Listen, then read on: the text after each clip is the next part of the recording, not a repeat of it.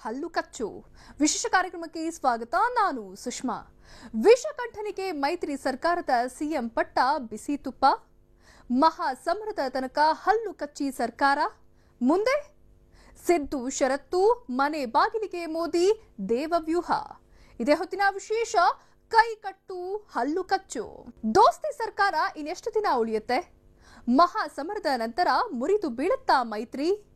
H D. ದೇವೇಗೌಡರು ಪಕ್ಷದ ವೇದಿಕೆಯಲ್ಲಿ ಕಣ್ಣೀರಿಟ್ಟಿದ್ದು ಯಾಕೆ? ಸಾಂದರ್ಭಿಕ ಶಿಶುವಿನ ಕೈ ಕಟ್ಟಿ ಹಾಕಲಾಯ್ತಾ? ಜಾತ್ಯತೀತ ಜನತಾ ದಳದಲ್ಲಿ ಈಗ ಕೆಮ್ಮಂಗೂ ಇಲ್ವಾ? ಏನಿದು ಕೈಕಟ್ಟು ಹಲ್ಲು ಕಚ್ಚು ಅಂತೀರಾ? ರೋಚಕ ರಾಜಕೀಯ ತಿರುವೊಂದರ ಮುನ್ನೋಟವನ್ನ ತೋರಿಸ್ತೀವಿ ನೋಡಿ. ನಾನು ಹರದನಹಳ್ಳಿ ದೇವೇಗೌಡ ಕುಮಾರಸ್ವಾಮಿ ಎಂಬ ಹೆಸರಿನ ದೋಸ್ತಿ ಸರ್ಕಾರದಲ್ಲಿ ಇಕ್ಕಟ್ಟಿನ ವಾತಾವರಣ ಇದೆಯಾ?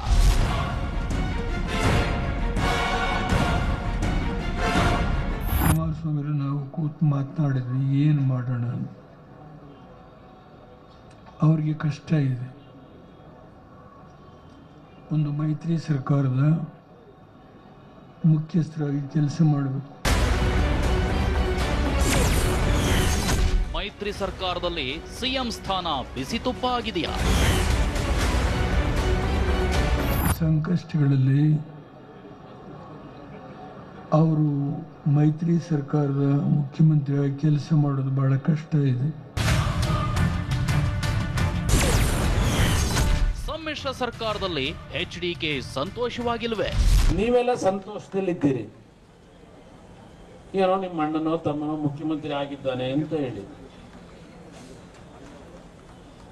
ಆದ್ರೂ ನಾನು ಸಂತೋಷದಲ್ಲಿ ಇಲ್ಲ.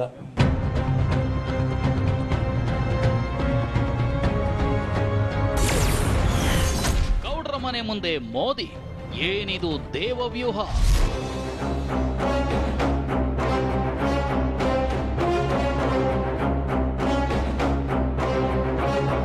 ನರೇಂದ್ರ ಮೋದಿನೂ ಅವ್ರ ಮನೆ ಬಾಗಿಲಲ್ಲೇ ಇರ್ತಾರೆ, ಇನ್ನೊಂದು ಪಾರ್ಟಿಯವರು ಅವ್ರ ಮನೆ ಬಾಗಿಲಲ್ಲೇ ಇರ್ತಾರೆ.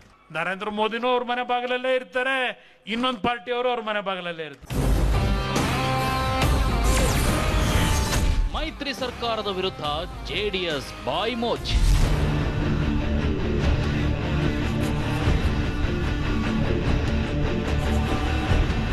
ಮೈತ್ರಿ ಸರ್ಕಾರದ ವರ್ಚಸ್ಸಿಗೆ ಧಕ್ಕೆ ಬರತಕ್ಕಂಥ ರೀತಿಯಲ್ಲಿ ಯಾರೂ ಹೇಳಿಕೆಗಳನ್ನ ಕೊಡಬಾರದು ಅಂತ ಹೇಳಿ ಒಂದು ನಿರ್ಣಯಕ್ಕೆ ಬಂದಿದ್ದೇವೆ. ದೋಸ್ತಿ ಸರ್ಕಾರದಲ್ಲಿ ಉಸಿರುಗಟ್ಟಿಸೋ ವಾತಾವರಣವಿದೆಯಾ? ಮೈತ್ರಿ ಸರ್ಕಾರದಲ್ಲಿ ಮುಖ್ಯಮಂತ್ರಿ ಹುದ್ದೆಯೇ ಬಿಸಿ ತುಪ್ಪವಾಗಿಬಿಟ್ಟಿದೆಯಾ? ಈ ಎರಡೂ ಪ್ರಶ್ನೆಗಳಿಗೆ ಖುದ್ದು ದೇವೇಗೌಡರೇ ಜೆಪಿ ಭವನದಲ್ಲಿ ನಡೆದ ಪಕ್ಷದ ಮಹತ್ವದ ಸಭೆಯಲ್ಲಿ ಉತ್ತರ ಕೊಟ್ಟಿದ್ರು. ಸಮ್ಮಿಶ್ರ ಸರ್ಕಾರದಲ್ಲಿ ತಾನು ಸಂತೋಷವಾಗಿಲ್ಲ ಅನ್ನೋ ಮಾತನ್ನ ಖುದ್ದು ಸಿಎಂ ಎಚ್.ಡಿ. ಕುಮಾರಸ್ವಾಮಿ 6 ತಿಂಗಳ ಹಿಂದೆನೆ ಪಕ್ಷದ ವೇದಿಕೆ ಮೇಲೇನೆ ಹೇಳ್ಕೊಂಡಿದ್ರು. ಸದ್ಯ ಜೆಡಿಎಸ್ ಇಡ್ತಿರೋ ಒಂದೊಂದು ಹೆಜ್ಜೆಯು ಲೋಕಸಭೆಯ ನಂತರ ಮಹತ್ವದ ಬದಲಾವಣೆಯ ಸುಳಿವನ್ನ ನೀಡುತ್ತಿದೆ. ಬುಧವಾರ ನಡೆದ ಜೆಡಿಎಸ್ ಶಾಸಕಾಂಗ ಸಭೆಯಲ್ಲಿ ಮೈತ್ರಿ ಸರ್ಕಾರದ ವಿರುದ್ಧ ಕಾಂಗ್ರೆಸ್ ನಾಯಕರ ವಿರುದ್ಧ ಸಣ್ಣದೊಂದು ಚಕಾರವನ್ನು ಎತ್ತೋದಿಲ್ಲ ಅನ್ನೋ ನಿರ್ಧಾರಕ್ಕೆ ಜೆಡಿಎಸ್ ನಾಯಕರು ಬಂದುಬಿಟ್ಟಿದ್ದಾರೆ. ಈ ಬಗ್ಗೆ ಜೆಡಿಎಸ್ ವರಿಷ್ಠ ದೇವೇಗೌಡರು ಸ್ಪಷ್ಟನೆ ನೀಡಿದ್ದಾರೆ.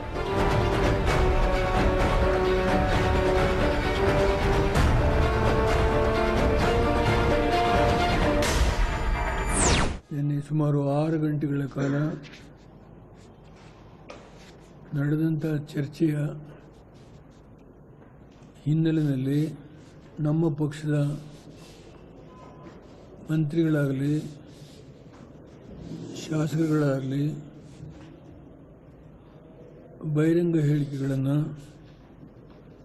ಮೈತ್ರಿ ಸರ್ಕಾರದ ವರ್ಚಸ್ಸಿಗೆ ಧಕ್ಕೆ ಬರತಕ್ಕಂಥ ರೀತಿಯಲ್ಲಿ ಯಾರೂ ಹೇಳಿಕೆಗಳನ್ನ ಕೊಡಬಾರದು ಅಂತ ಹೇಳಿ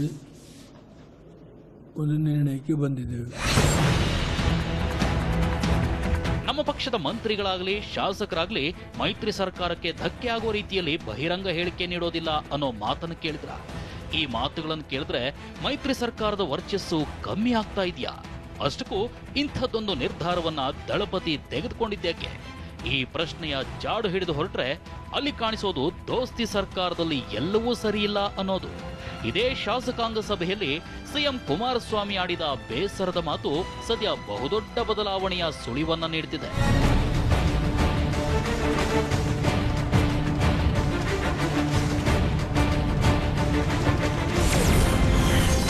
ಮಹಾಯುದ್ಧದವರೆಗೂ ಹಲ್ಲು ಕಚ್ಚಿ ಸರ್ಕಾರ ನಡೆಸ್ತೇನೆ.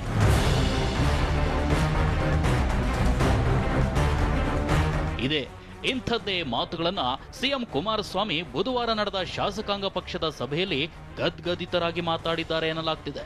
ಅಷ್ಟಕ್ಕೂ ಶಾಸಕಾಂಗ ಪಕ್ಷದ ಸಭೆಯಲ್ಲಿ ಸಿಎಂ ಕುಮಾರಸ್ವಾಮಿ ಹೇಳಿದ್ದೇನು ಅನ್ನೋ ಮಾತುಗಳನ್ನ ನಾವೀಗ ತೋರಿಸ್ತೀವಿ ನೋಡಿ.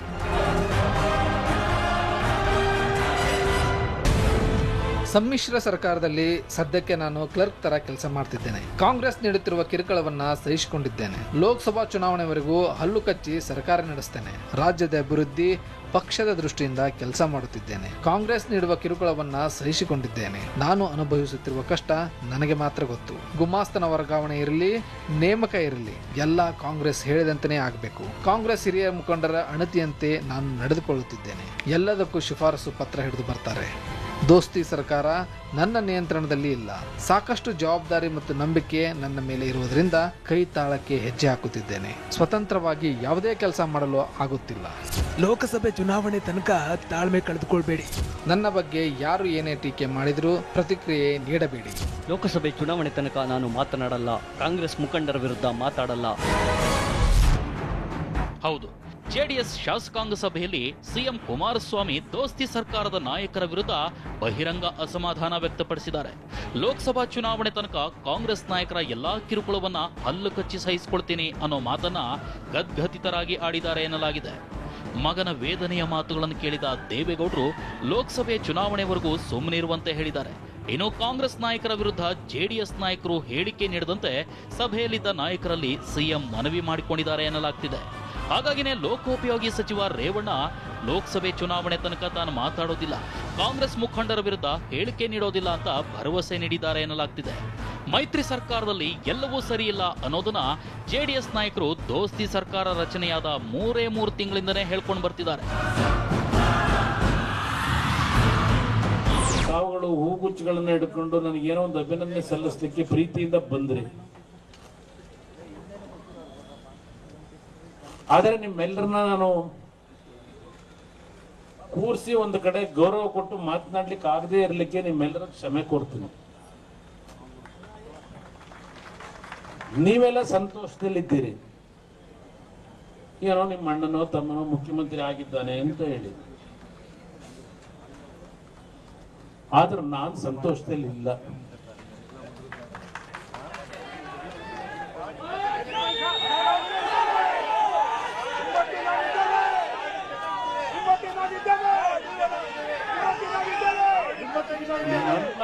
ನನ್ನ ಒಂದು ನೋವೇನಿದೆ ಅನ್ನೋದನ್ನ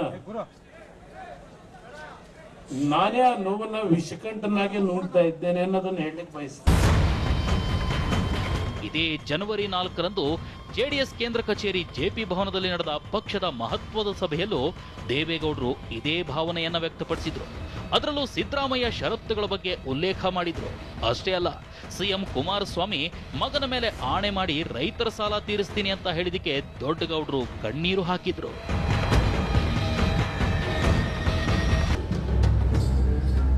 ಸಿದ್ದರಾಮಯ್ಯರು ಇಟ್ಟಿರೋ ಹಣ ಒಂದು ಭಾಗ, ಮಂಜೂರಾತಿ ಕೊಟ್ಟಿರೋದು ಮತ್ತೊಂದು ಭಾಗ. ಅವರು ಒಂದು ಷರತ್ತು, ಎಲ್ಲ ನನ್ನ ಕಾರ್ಯಕ್ರಮಗಳನ್ನು ಮುಂದುವರಿಸಲೇಬೇಕು, ಅದನ್ನು ಮುಂದುವರಿಸಿ ಆದ್ಮೇಲೆ ನೀವು ಸಾಲ ಮನ್ನಾ ಮಾಡಿ. ಈ ಕಟ್ಟಲ್ಲಿ ಜನಗಳಿಗೆ ವಿಶ್ವಾಸ ಮೂಡಲಿ ಅಂತ ಹೇಳಿ, ಇನ್ನೂ ನಂಬಿಕೆ ಬಂದಿಲ್ಲ ಅಂತ ಹೇಳಿ ನನ್ನ ಮಗನ ಆಣೆ ಮಾಡ್ತೀನಿ ಅಂತ ಹೇಳಿ. ದೇವೇಗೌಡರ ಕಣ್ಣೀರಿನ ಹಿಂದಿನ ಕಾರಣ ಸಿದ್ದರಾಮಯ್ಯ ಅಂತ ಹೇಳಿದ್ದಲ್ಲದೆ ಮೈತ್ರಿ ಸರ್ಕಾರದಲ್ಲಿ ಕುಮಾರಸ್ವಾಮಿಗೆ ಇಕ್ಕಟ್ಟಿದೆ ಅಂತಲೂ ಸ್ಪಷ್ಟನೆ ನೀಡಿದ್ರು. ಕುಮಾರಸ್ವಾಮಿ ನಾವು ಕೂತು ಮಾತನಾಡಿದ್ವಿ, ಏನು ಮಾಡೋಣ, ಅವರಿಗೆ ಕಷ್ಟ ಇದೆ. ಒಂದು ಮೈತ್ರಿ ಸರ್ಕಾರದ ಮುಖ್ಯಸ್ಥರಾಗಿ ಕೆಲಸ ಮಾಡಬೇಕು, ಪಕ್ಷದ ಮುಖಂಡರಾಗಿ ಕೆಲಸ ಮಾಡೋದು ಕಷ್ಟ. ಒಂದು ಮಾತನಾಡಿದರೆ ಹೆಚ್ಚು, ಒಂದು ಮಾತನಾಡಿದರೆ ಕಡಿಮೆ. ಈ ಒಂದು ಕೆಲವು ಸಂಕಷ್ಟಗಳಲ್ಲಿ ಅವರು ಮೈತ್ರಿ ಸರ್ಕಾರದ ಮುಖ್ಯಮಂತ್ರಿಯಾಗಿ ಕೆಲಸ ಮಾಡೋದು ಬಹಳ ಕಷ್ಟ ಇದೆ. ಇಂಥದ್ದೇ ಮಾತುಗಳನ್ನ ಬುಧವಾರ ನಡೆದ ಶಾಸಕಾಂಗ ಪಕ್ಷದ ಸಭೆಯಲ್ಲಿ ಸಿಎಂ ಕುಮಾರಸ್ವಾಮಿ ಹೇಳಿದ್ದಾರೆ. ದೋಸ್ತಿ ಸರ್ಕಾರ ನನ್ನ ನಿಯಂತ್ರಣದಲ್ಲಿಲ್ಲ ಅನ್ನೋದನ್ನ ಶಾಸಕರೆದುರು ನೇರವಾಗಿ ಹೇಳಿದ್ದಾರೆ. ಅಷ್ಟೇ ಅಲ್ಲ, ಲೋಕಸಭಾ ಚುನಾವಣೆವರೆಗೂ ಕಾಂಗ್ರೆಸ್ ಕಿರುಕುಳವನ್ನ ಹಲ್ಲು ಕಚ್ಚಿ ಸಹಿಸಿಕೊಳ್ತೇನೆ ಎಂದಿದ್ದಾರೆ. ಅಷ್ಟಕ್ಕೂ ಕಾಂಗ್ರೆಸ್ ನಾಯಕರು ಕುಮಾರಸ್ವಾಮಿಯ ಕೈ ಕಟ್ಟಿದ್ದಾರ? ಹಾಗಾಗಿನೇ ಜೆಡಿಎಸ್ ನಾಯಕರು ಬಾಯಿ ಮುಚ್ಚುತ್ತಿದ್ದಾರ? ಇಂಥದ್ದೊಂದು ಅನುಮಾನದ ಬಗ್ಗೆ ವಿರೋಧ ಪಕ್ಷದ ನಾಯಕರಾದ ಬಿಎಸ್ ಯಡಿಯೂರಪ್ಪ ಎಚ್ಡಿಕೆ ಬಗ್ಗೆ ಸಾಫ್ಟ್ ಆಗಿ ಆಡಿದ ಮಾತುಗಳಂತೂ ಹಲವು ಅನುಮಾನಗಳಿಗೆ ಎಡೆ ಮಾಡಿಕೊಡ್ತಿದೆ. ಅಷ್ಟಕ್ಕೂ ಬಿಎಸ್ವೈ ಹೇಳಿದ್ದೇನು ಅಂತೀರಾ? ಅದನ್ನೀಗ ತೋರಿಸ್ತೀವಿ ನೋಡಿ.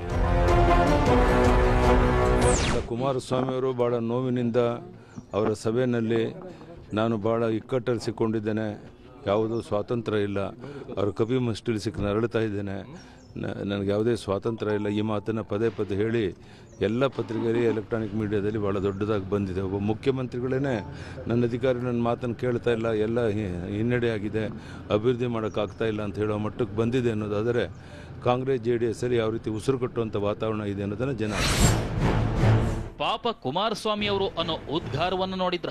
ಅಷ್ಟಕ್ಕೂ ಬಿಎಸ್ವೈ ಇಂಥದ್ದೊಂದು ಸಾಫ್ಟ್ ಕಾರ್ನರ್ ತೋರಿಸ್ತಿರೋದು ಯಾಕೆ? ಇದೇ ವಿಚಾರವಾಗಿ ಸಿಎಂ ಕುಮಾರಸ್ವಾಮಿ ಯಡಿಯೂರಪ್ಪ ಅವರ ವಿರುದ್ಧ ಮಾತಾಡೋದು ಬಿಟ್ಟು ಮಾಧ್ಯಮದವರ ಮೇಲೆ ಗೂಬೆ ಕೂರಿಸಿದ್ಯಾಕೆ? ಅದೇನೋ ಉಸಿರುಗಟ್ಟಿದ ವಾತಾವರಣ, ಹಲ್ಲು ಕಚ್ಚಿ ಅಧಿಕಾರ ನಡೆಸ್ತಾ ಇದ್ದೇನೆ ಅಂತಕ್ಕಂಥದ್ದನ್ನ ಕೆಲವು ಮಾಧ್ಯಮಗಳಲ್ಲಿ ಸೃಷ್ಟಿ ಮಾಡಿ ಸುದ್ದಿಗಳನ್ನು ಬಿಟ್ಟಿದ್ದಾರೆ. ನಮ್ಮ ಪಕ್ಷದ ಶಾಸಕಾಂಗ ಪಕ್ಷದ ಸಭೆಯಲ್ಲಿ ನಡೆದಿರ್ತಕ್ಕಂಥ ಚರ್ಚೆಗಳೇ ಬೇರೆ. ಈ ಸುದ್ದಿಗಳೆಲ್ಲ ಹೂವಾಪೂದ ಸುದ್ದಿಗಳಿದ್ದಾಗ ನಾನು ಇದಕ್ಕೇನು ಉತ್ತರ ಕೊಡಬೇಕು ಅನ್ನೋದು ನನಗೆ ಗೊತ್ತಿಲ್ಲ. 5 ವರ್ಷಗಳ ಕಾಲ ಸರ್ಕಾರ ಯಾವುದೇ ರೀತಿಯ ಅಡಚಣೆ ಇಲ್ಲದೆ ಸುಗಮವಾಗಿ ಅವಧಿಯನ್ನು ಮುಗಿಸ್ತದೆ. ಯಾವುದೇ ರೀತಿಯ ಅಪನಂಬಿಕೆಗಳು ಯಾರಿಗೂ ಬೇಡ. 5 ವರ್ಷ ಸರ್ಕಾರ ನಡೆಸ್ತೇವೆ, ಆ ಬಗ್ಗೆ ಅಪನಂಬಿಕೆ ಬೇಡ ಅನ್ನೋ ಮಾತನ್ನ ಕುಮಾರಸ್ವಾಮಿ ಹೇಳ್ತಿದ್ದಾರೆ. ಈ ಮಧ್ಯೆ ಮೋದಿಯು ದೇವೇಗೌಡರ ಮನೆ ಮುಂದೆ ಬಂದು ನಿಲ್ತಾರೆ ಅನ್ನೋ ಮಾತನ್ನ ಪಕ್ಷದ ವೇದಿಕೆ ಮೇಲೆ ಆಡಿದ್ರು. ಆ ಮಾತಿಗೂ ಬಿಎಸ್ವೈ ಸಾಫ್ಟ್ ಕಾರ್ನರ್ಗೂ ಸಂಬಂಧವಿದೆಯಾ? ಕೈ ಕಟ್ಟಿ ಬಾಯಿ ಮುಚ್ಚಿದ ದಳಪತಿಗಳ ಮುಂದೆ ದೇವವ್ಯೂಹ ಇದೆಯಾ? ಅಷ್ಟಕ್ಕೂ ಏನಿದು ದೇವವ್ಯೂಹ ಅಂತೀರಾ?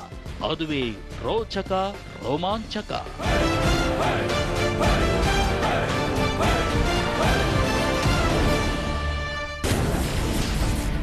ಕಾಂಗ್ರೆಸ್ ಇವತ್ತು ಕೆಲವು ರಾಜ್ಯಗಳಲ್ಲಿದೆ. ಇವತ್ತು ಆ ಪಕ್ಷ ಕೆಲವು ರಾಜ್ಯಗಳಲ್ಲಿದೆ. ಇತ್ತೀಚೆಗೆ ನಡೆದಂಥ 3 ಚುನಾವಣೆಗಳಲ್ಲಿ ಅವರು ಅಧಿಕಾರಕ್ಕೆ ಬಂದಿದ್ದಾರೆ. ಪರ್ಯಾಯದ ಮಾತಾಡ್ತಿರೋದೇಕೆ ದೇವೇಗೌಡರು? ಏನು ಒಂದು ರಾಷ್ಟ್ರೀಯ ಪಕ್ಷವಾಗಿ ಕಾಂಗ್ರೆಸ್ಗೆ ಪರ್ಯಾಯವಾಗಿ ಕೊಟ್ಟು 1972ರಲ್ಲಿ ಅದು ನಾನಾ ಕಾರಣದಿಂದ ಒಡೆದೋಗಿದೆ. ಒಡೆದೋದಂಥ ಈ ಹಿನ್ನೆಲೆಯಲ್ಲಿ ನಾವು ಕಾಂಗ್ರೆಸ್ಸು BJP ಎರಡಕ್ಕೂ ಪರ್ಯಾಯವಾಗಿ ಕಳೆದ 12 ವರ್ಷದಿಂದ ಹೋರಾಟ ಮಾಡಿದ್ವಿ.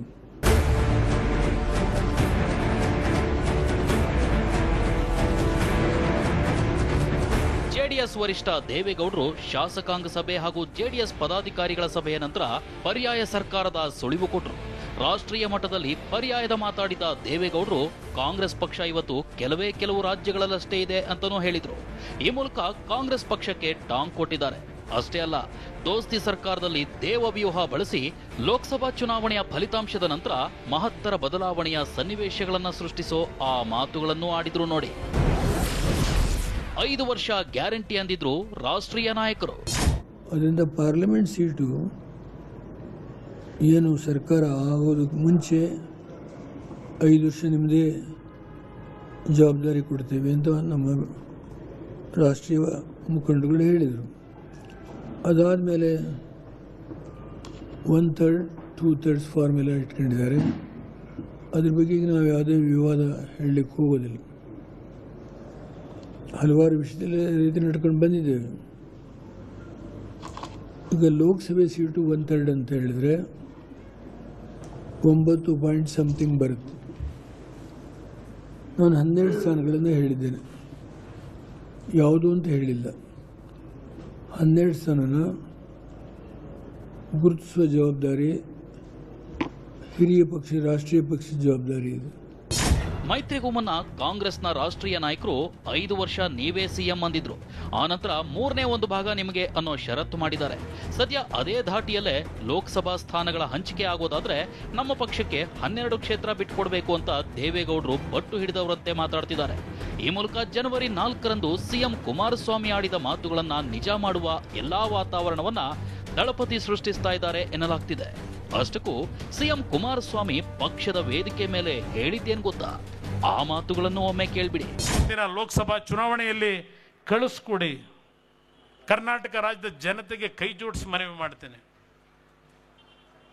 ಒಂದು 12-14 ಸ್ಥಾನ ಅವ್ರ ಜೊತೆ ಕಳಿಸ್ಕೊಟ್ರೆ ನರೇಂದ್ರ ಮೋದಿನೂ ಅವ್ರ ಮನೆ ಬಾಗಿಲಲ್ಲೇ ಇರ್ತಾರೆ, ಇನ್ನೊಂದು ಪಾರ್ಟಿಯವರು ಅವ್ರ ಮನೆ ಬಾಗಿಲಲ್ಲೇ ಇರ್ತಾರೆ.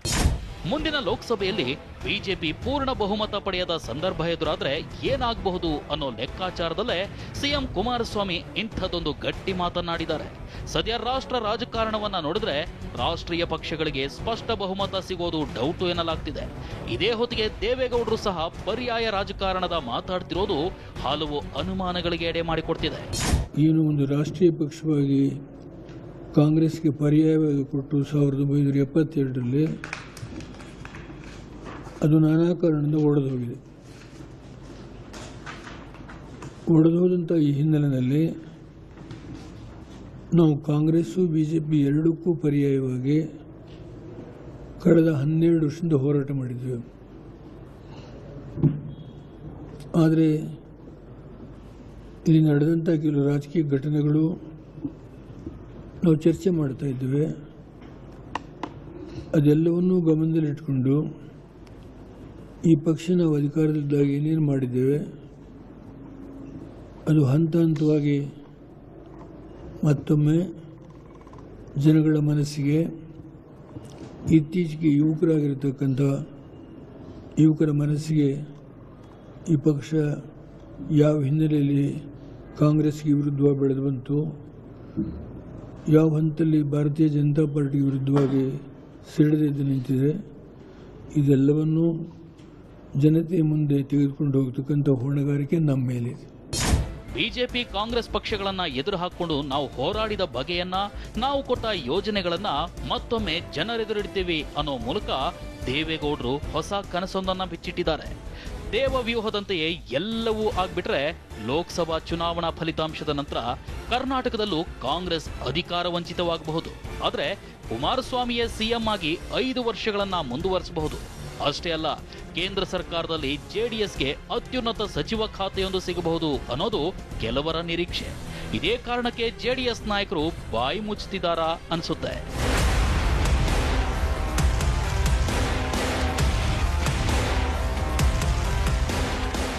ಲೋಕಸಭಾ ಚುನಾವಣೆಯ ನಂತರ ಏನೆಲ್ಲ ಬದಲಾವಣೆಗಳು ಸಂಭವಿಸಬಹುದು?